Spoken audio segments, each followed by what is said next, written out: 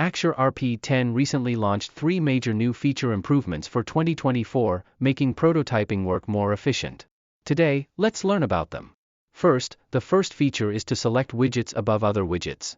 For instance, if I want to select all the widgets on the login panel except the background, I should press the V key on the keyboard and then drag to select the widgets on the background. This feature is very useful for selecting corresponding widgets in interfaces with complex layers.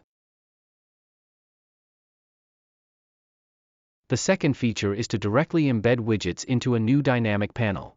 For example, if I want to embed all the elements of the login group into a new dynamic panel that we need to create, I should press the D key on the keyboard. Then, hold down the Control or Command key and drag out a selection box. This dragged selection box will be created as a dynamic panel and all the widgets will be placed inside. The third feature is to align widgets inside a dynamic panel. For instance, if I want to align the widgets of the login group vertically and horizontally centered in the dynamic panel, the traditional way is to drag and then align the widgets. Now, we only need to select the horizontal and vertical alignment actions on the toolbar. It's very convenient.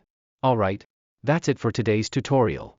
If you have any questions, please visit www.axureboutique.com and find the latest tutorials.